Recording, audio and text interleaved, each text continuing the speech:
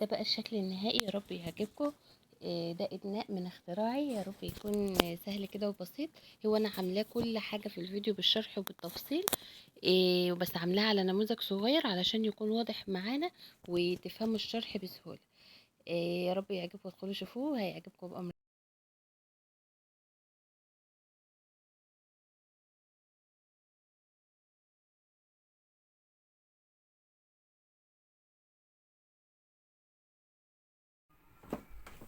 بسم الله، اللهم صل وسلم وبارك على سيدنا محمد وعلى اله وصحبه وسلم. ان شاء الله النهارده هعمل معاكم ادناء طلب مني وما حبيتش ازعلكم، فهعمله لكم ان شاء الله على طول. ممكن اعمل كمان كذا موديل، يعني هفهمكم ازاي. انا هجيب هنا، هعمل معاكم على العروسه دي. انا كنت عامله العبايه ديت، قلت عشان ابقى اعرض عليها يعني الشغل وكده، عشان مفيش مانيكان، فتمام. هبدا معاكم، هعمل معاكم الادناء وهعرضه عليها كمان علشان تشوفوا في اللبس كمان شكله ايه. انا كده كده هشتغل ادناء كبير، فانا هعمله بقى على ادناء صغير. انا كنت جايبه القماش الكبير عشان اوريلكم عليه، بس مش هيبقى واضح في التصوير. هنبدا بقى بالادناء الصغير. هنعمل ايه؟ احنا هناخد، عايزين نص عرض الكتف. نص عرض الكتف هناخده ازاي؟ هنجيب المزوره طبعا اهو. عرض الكتف اللي هو من العظمه دي للعظمه دي، بس بنجيبه من ورا، يعني من الظهر كده، بنحطها كده اهو. جات كام؟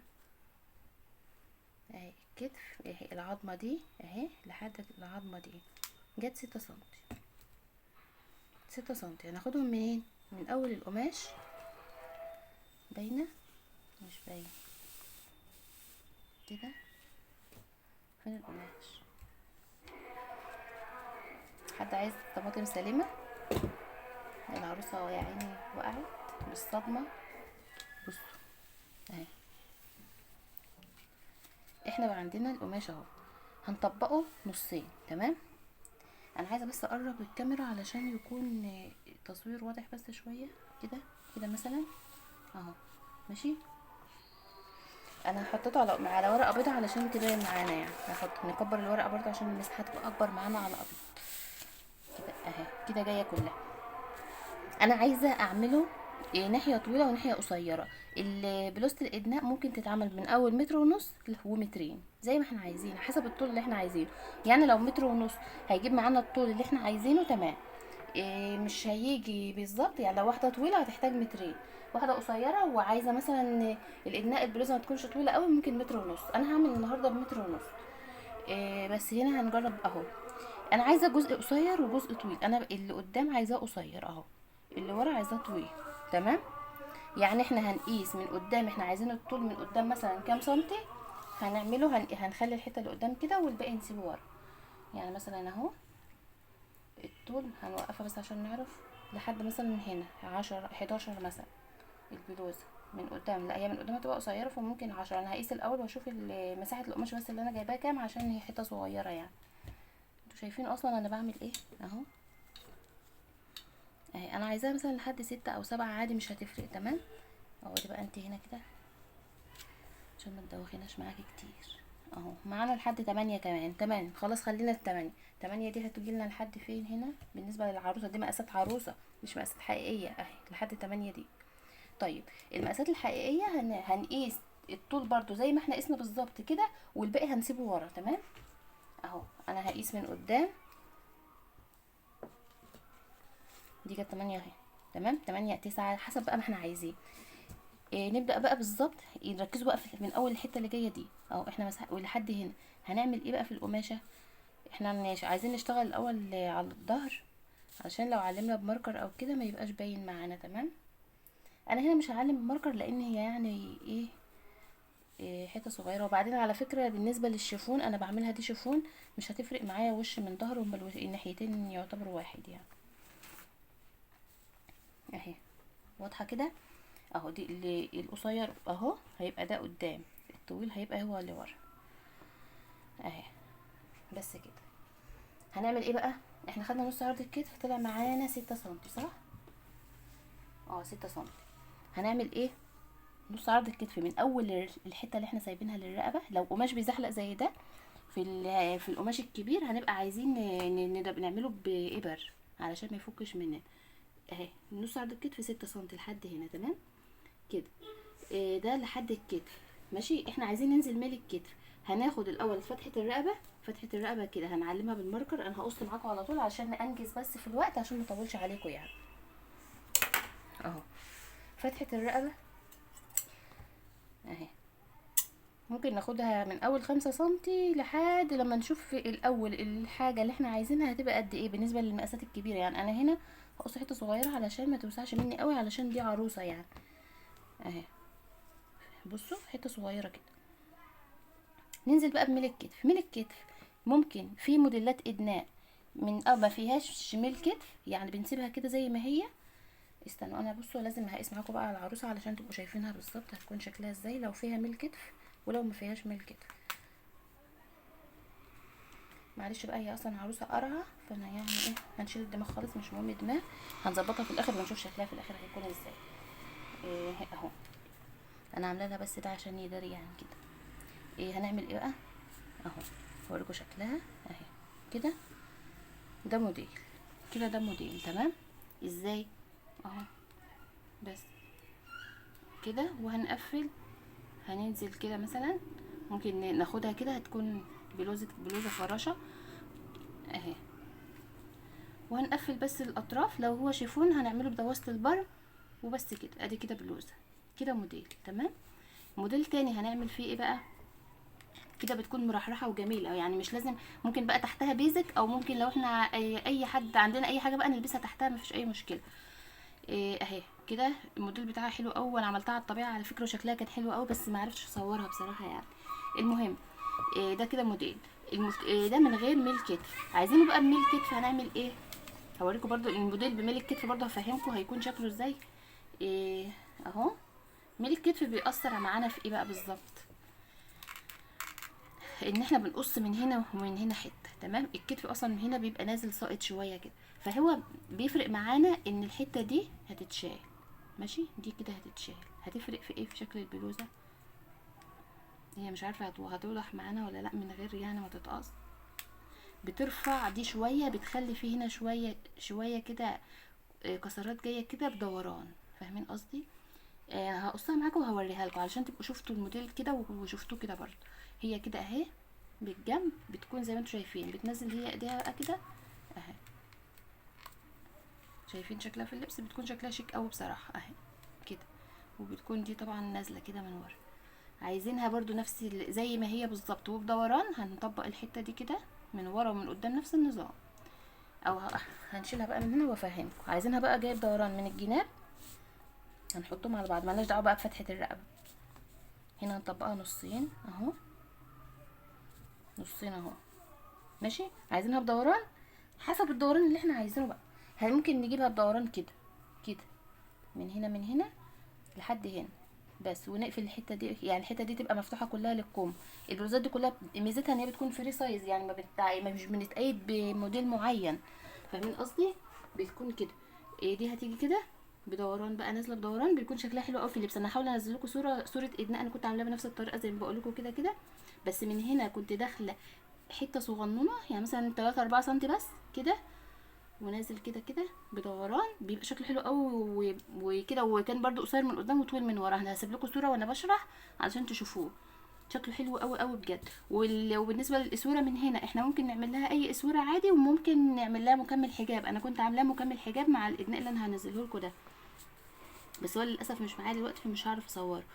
دلوقتي احنا خلينا في الموديل بقى اللي احنا هنعمله دلوقتي ده. ممكن نعمله كده وممكن نعمله يعني هو تمام. عايزينه بدوران تمام، عايزينه يفضل نازل كده زي ما هو تمام اهو.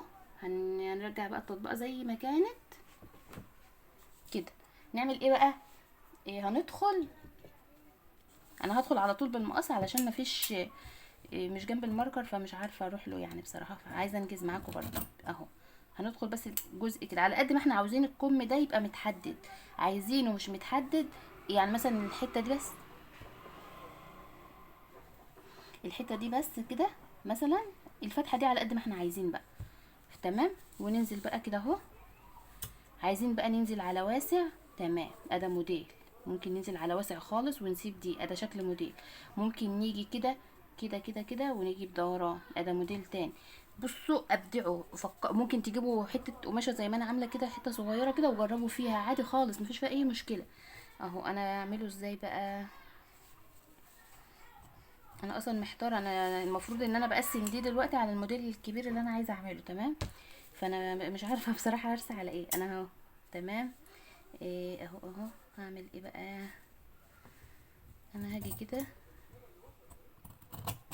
اهو، هنزل على واسع وخلاص وبس. مش هعمله بدوران بقى المره دي، لان المره اللي فاتت كان معمول بدوران، فانا عايزه اغير بقى في الشكل.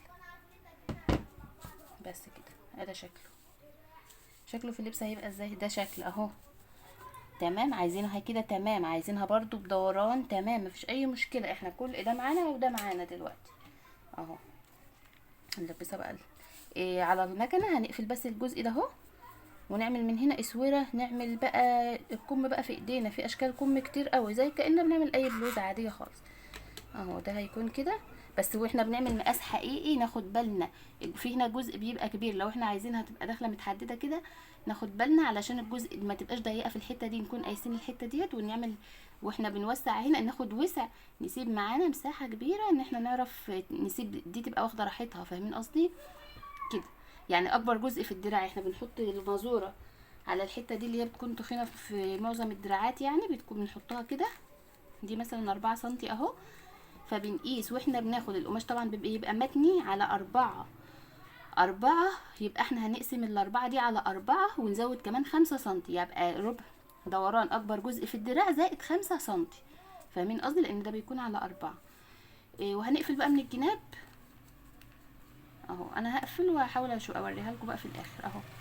وممكن بقى نعمل تحته بيزك، نعمل تحته جيبه زي ما احنا عايزين. اوريكم الجيبه بالمره. انا هعمل لها جيبه، هي كده كده مش هتخرج بره ولا حاجه، فمش هتبقى محدده يعني. الجيبه هنعملها ازاي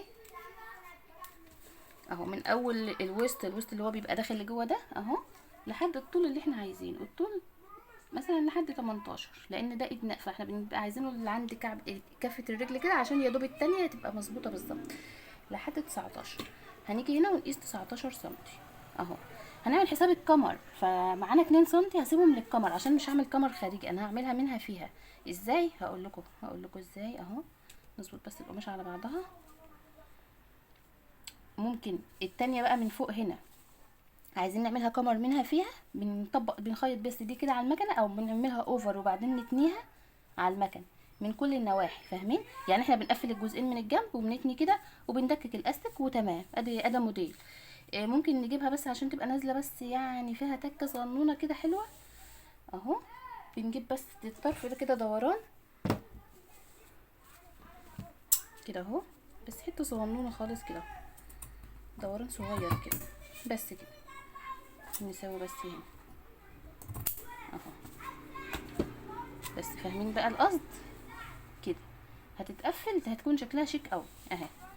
هعمل كمر من هنا ومن تحت هاتني التانية بتاعتي وبس، واقفل من الجناب، وبتكون مكشكشه بقى كده وشكلها حلو. هخلصها وارجع لكم تاني ان شاء الله واوريها لكم. هقفل بس كل اللي انا عملته ده على المكنه سريع كده وارجع لكم. بصوا بقى، انا ما حبيتش يعني اخبي عنكم حاجه بصراحه، فحبيت اقفلها معاكم على المكنه كمان. يعني ايه؟ علشان برضو في ناس بتبقى عايزه كل حاجه بالتفصيل خالص، علشان ايه؟ المعلومه توصل يعني. تمام اهو. كل اللي انا هعمله هقفل بس من الجناب اول حاجه علشان اعرف اتعامل بس مع الكمر اهو. بسم الله. نرجع فرماتوره. الفرماتوره دي مهمه جدا علشان نثبت بيها القماش وما يفكش مننا.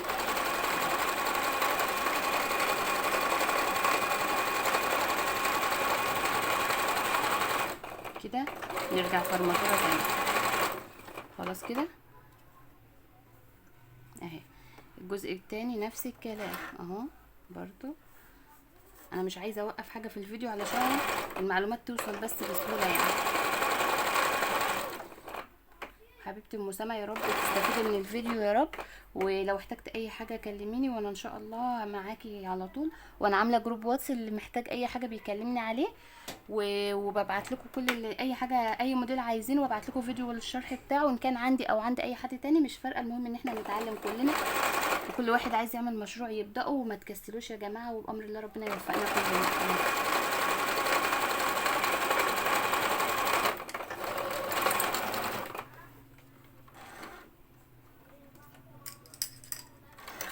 اهو كده. كده دي اتقفلت. الرافيه طبعا من تحت ما فيهاش حاجه، كلنا عارفين الرافيه، فمش عايزه اطول عليكم، بس عايزه انجز معاكم يعني. اهي دي اهي تعتبر كده الجبهه اتقفلت وخلصت اهي. بس كده ده من هنا القمر بقى هعمله ازاي؟ طبعا مش هعمل اوفر يعني دلوقتي، انا هتنيها بس، ممكن تانية في تانية، وممكن بقى لو احنا هنعملها عادي هنعمل لها اوفر. انا دلوقتي مش هعمل اوفر، انا هتنيها كده وخلاص.